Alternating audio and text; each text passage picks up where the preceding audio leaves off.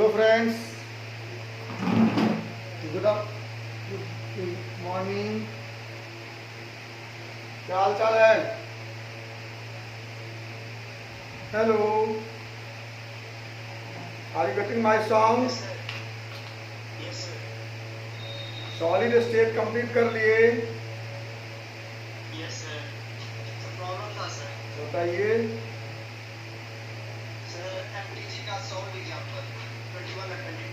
याद थोड़े हम बताइए नहीं क्या प्रॉब्लम है।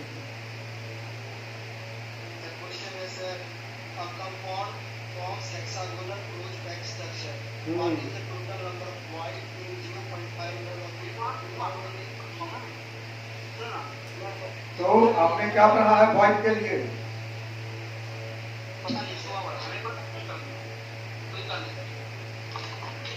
वॉइड्स के लिए आपने क्या पढ़ा है? Number of tetrahedral void equal to 2n and octahedral void n। ठीक है, 0.5 मोल लैटिस पॉइंट है तो 0.5 मोल ऑक्टाहेड्रल वॉइड होंगे और 1 मोल टेट्राहेड्रल वॉइड होंगे, टोटल 1.5 मोल। और बोलिए। चलिए, तो सॉल्यूशन में कल जो पढ़े थे उसमें प्रॉब्लम है?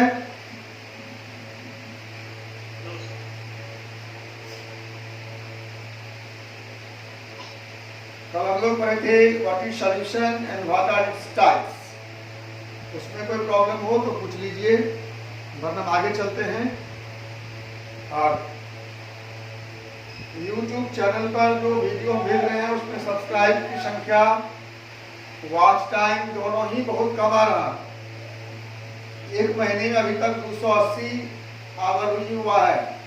सर 280 नहीं, 180।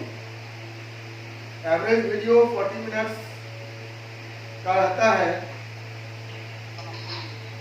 अगर एक वीडियो बच्चा देखेगा, एक दिन 10 बच्चे भी देखेंगे तो अभी तक तो 300 आवर्स हो जाना चाहिए था। इसका मतलब आप लोग पढ़ते नहीं है ठीक से, तो आप पढ़ें और कोई प्रॉब्लम हो तो हमसे पूछें, कमेंट भी लिखें। आज का टॉपिक है solubility and factors affecting solubility.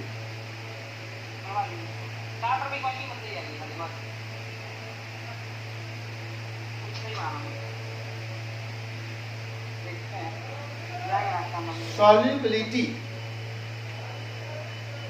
आपको नाम से लग रहा होगा।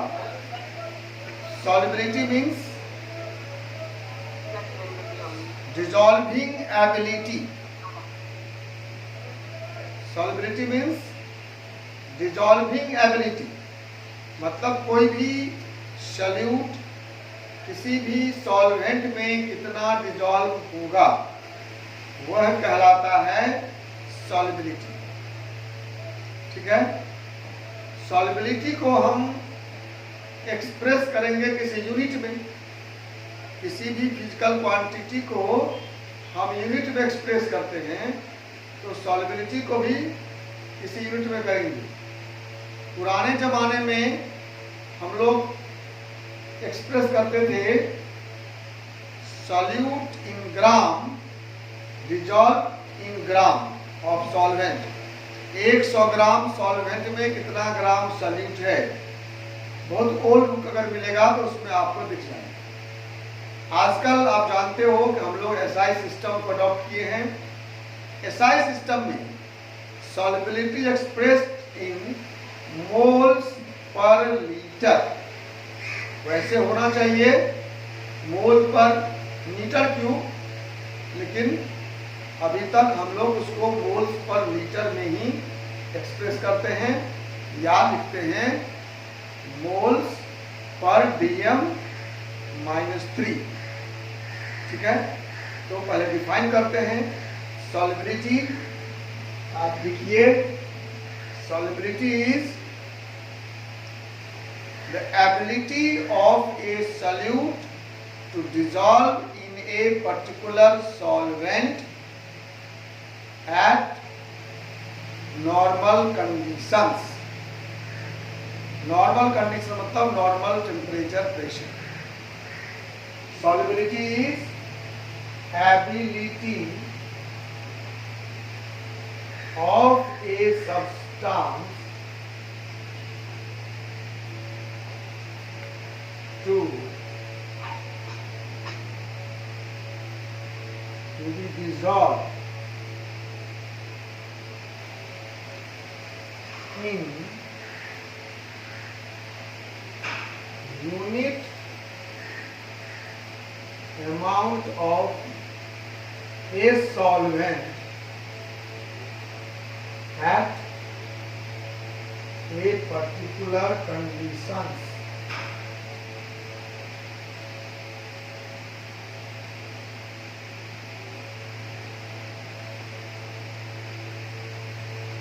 Ability of a substance to be dissolved in a particular solvent at particular conditions.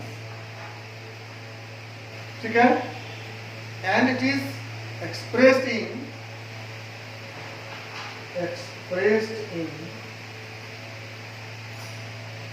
moles per liter or moles per dm minus 3. Moles per dm minus 3. dm minus 3 हो गया litre. आपको याद रखना चाहिए 1 लीटर होता है 10 power minus 3 metre cube. 1 litre equal to 10 power minus 3 metre cube.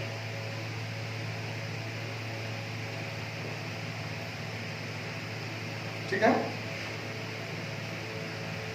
तो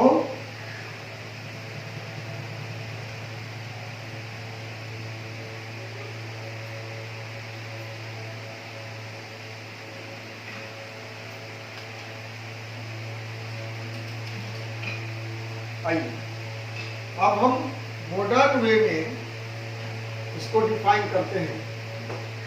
solubility is number of moles of solute dissolved per liter of the solvent at given conditions.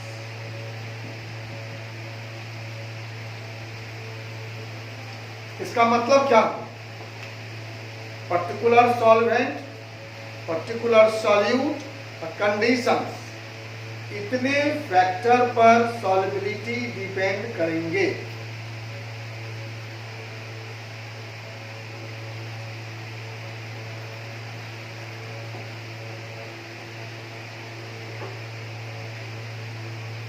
Factors affecting solubility.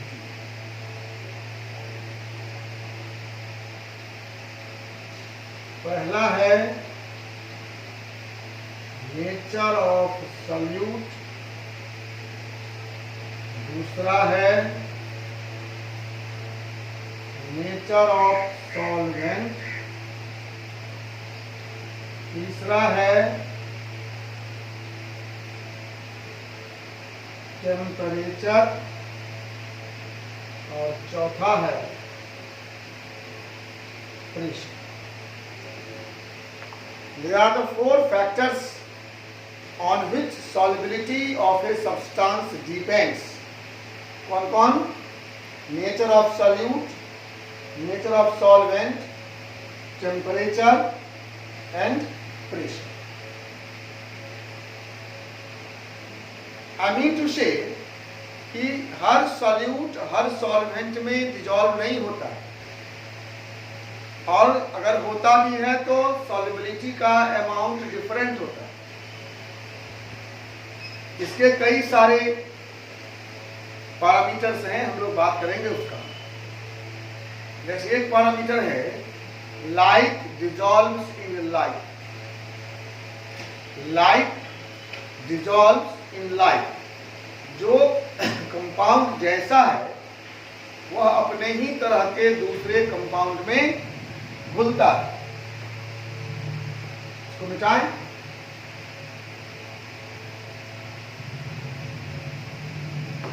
तो पहला principal है light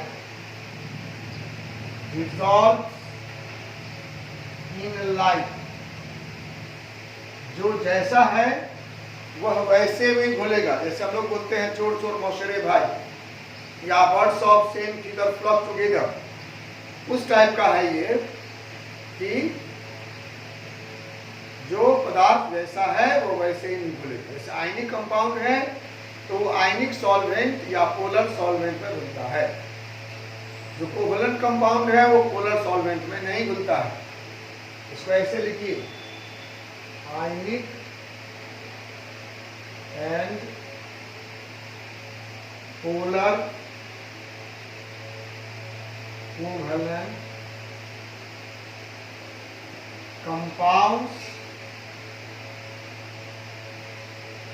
dissolve in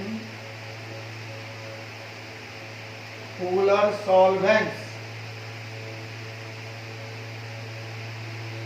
polar solute polar solvent में घुलता है। Polar आयनिक भी polar हुआ, highly polar. तो जो आयनिक कंपाउंड है वो पोलर सॉल्वेंट में घुलता है। जैसे आप जानते हैं water, water is a polar solvent, water is a polar solvent. क्या उम्मीद करते हैं आप? Ionic compounds, polar covalent compounds water में हाईली सॉल्युबल है।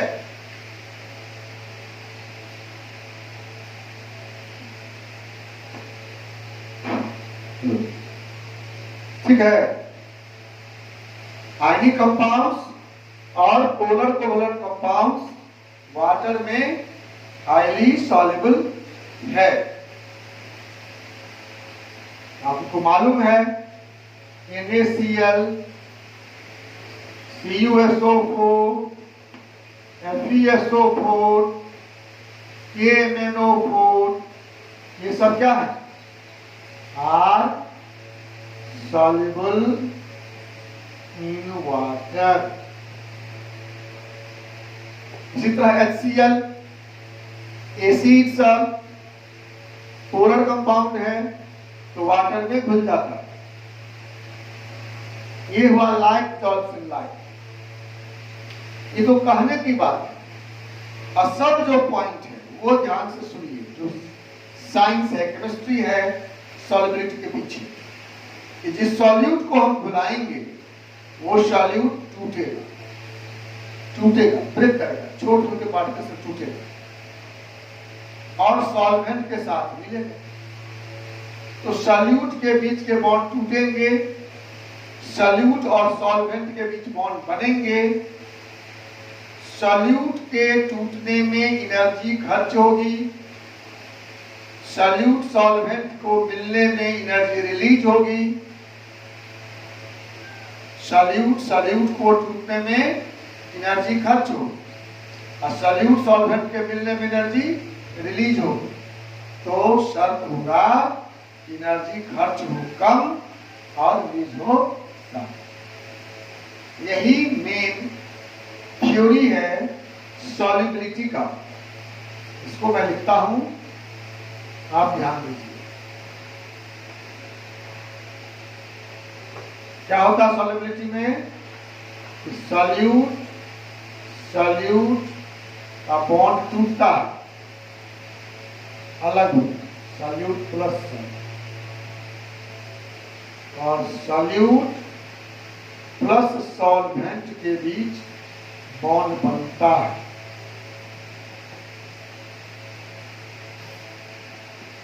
इसमें क्या होता है? एनर्जी रिक्वायर्ड इसमें क्या होता है? Energy release. जो एनर्जी रिक्वायर्ड है उसका नाम है लैटिस एंथैल्पी।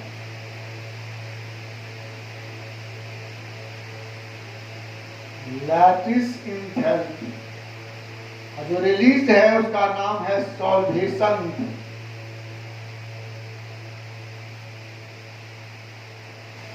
तो सॉल्युबिलिटी के लिए यही शर्त है, lattice enthalpy must be less than solvation enthalpy. और solubility lattice enthalpy less than solvation.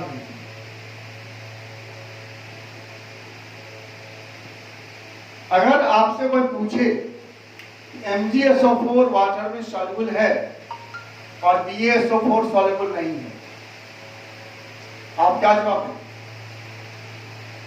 आप जवाब देंगे कि MgSO4 का लैटिस एंथैल्पी सॉल्वेशन एंथैल्पी से कम है तो वो सॉल्युबल है।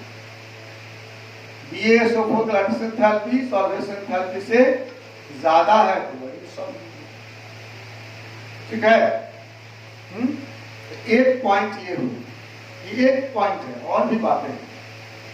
एक बात है ये कि डिसॉल्व तभी होगा जब लैटिस एंथैल्पी मतलब सॉल्यूट के पार्टिकल्स को टूटने में जो एनर्जी खर्च होगा वह कम होगा, और सॉल्यूट सॉल्वेंट के मिलने पर जो एनर्जी रिलीज होगा वह ज्यादा हो जाएगा, तो सब्सटेंस डिसॉल्व होगा।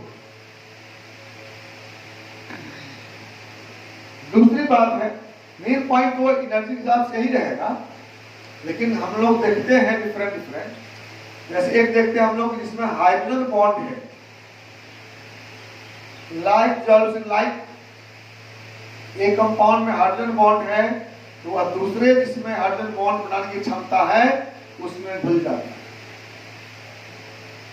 बात वही है, फिर कारण यही होगा कि हाइड्रोजन बॉन्ड बनने पर एनर्जी रिलीज होगी, वो एनर्जी उसको घुलने के लिए मजबूर करेगा। सॉल्यूट सॉल्वेंट के बीच जितना स्ट्रॉन्ग बॉन्ड बनेगा उतना ज्यादा सॉल्युबिलिटी होगी। तो हम लिखेंगे compounds which can form intermolecular hydrogen bond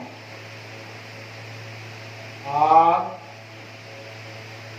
soluble in water or other such solute.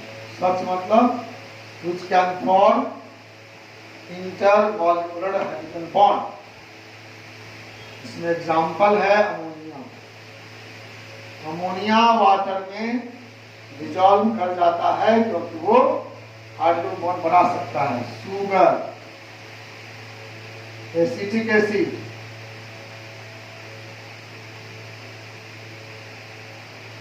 Alcohol, देखिए शुगर, अल्कोहल, एसिटिक एसिड ये सब ऑर्गेनिक कंपाउंड है। वैसे हम लोग कहते हैं कि ऑर्गेनिक कंपाउंड्स वाटर में इनसॉल्युबल है, लेकिन ये सब घुल जाते हैं। क्यों घुल जाते हैं? क्योंकि ये इंटरमॉलिक्यूलर हाइड्रोजन बॉन्ड बनाते हैं। एक बात याद रखिए, सारे अल्कोहल नहीं घुलते हैं, केवल लोअर अल्कोहल, लोअर मास वाले, जो हाई वाले होते हैं मास वाले वो नहीं घुलते हैं। उनका जो लार्ज अल्काइल ग्रुप होता है वह हाइड्रोफोबिक होता है, वाटर रिपेलिंग होता है, वो घुलने नहीं देता है। जो लोअर मास का अल्कोहल है इथेनॉल, फिनॉल टाइप, वह डिसॉल्व कर जाता है। Any question in any mind? चलिए, तीसरा पॉइंट है। तो मतलब क्या हुआ कि हर सॉल्यूट का अपना स्पेसिफिक सॉल्वेंट है और हर सॉल्वेंट का अपना स्पेसिफिक सॉल्यूट है जिसमें वो घुलता है। ठीक है, solute dissolves in specific solvent. This solvent allows dissolution of specific solutes.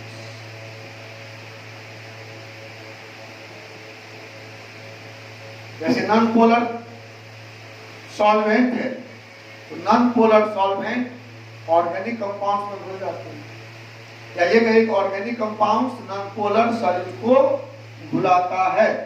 जैसे लिखे थे हम लोग ionic compound dissolve in polar solvent, वैसे ही covalent compounds dissolve in organic और अदर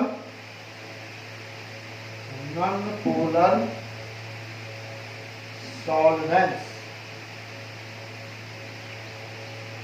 कोवैलेंट कंपाउंड जो प्योर कोवैलेंट कंपाउंड है, नॉन पोलर कंपाउंड है, वो नॉन पोलर सॉल्वेंट में ही घुलेंगे। आपके घर में जो पेंटिंग होता है, पेंट अभी हुआ है, उस पेंटिंग को देखिए, वो पेंटिंग पानी में नहीं घुलता है, इसमें घुलता है थिनर में या किरोसिन ऑयल में। किरोसिन ऑयल भी नॉन पोलर सॉल्वेंट है, तो नॉन पोलर टाइप जो सॉल्यूट होगा वो किरोसिन ऑयल में या इस तरह के दूसरे सॉल्वेंट में डिसॉल्व हो जाएंगे। ठीक है, तो पॉइंट क्या हुआ कि हर सॉल्यूट हर सॉल्वेंट में नहीं घुलता है, या घुलता है तो उसके घुलने की एबिलिटी अलग अलग है। उसी तरह से हर सॉल्वेंट भी हर सॉल्यूट को नहीं घुलाता, सबका अपना अपना। कोई वाटर में घुल जाएगा, कोई अल्कोहल में घुल जाएगा, कोई बेंजीन में घुल जाएगा, कोई किरोसिन ऑयल में घुल जाएगा, सबका अपना अपना है। तो ये दो फैक्टर हुए, solvability depends on nature of solute and nature of solvent. Third factor था टेम्परेचर। हम 1 मिनट गैप देते हैं, किसी के मन में कुछ क्वेश्चन हो तो अभी पूछो। तीसरा है टेम्परेचर।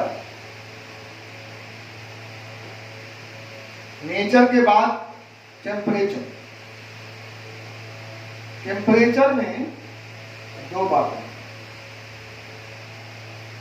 पहला है सॉलिड और लिक्विड का सॉलिबिलिटी टेम्परेचर बढ़ने से बढ़ता है। सॉलिड और लिक्विड का सॉलिबिलिटी टेम्परेचर बढ़ने से बढ़ता है, और गैस की सॉलिबिलिटी घट जाती है। ठीक है, तो solubility of solid and liquid solutes decreases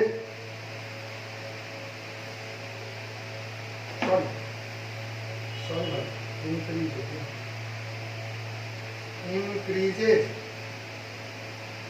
with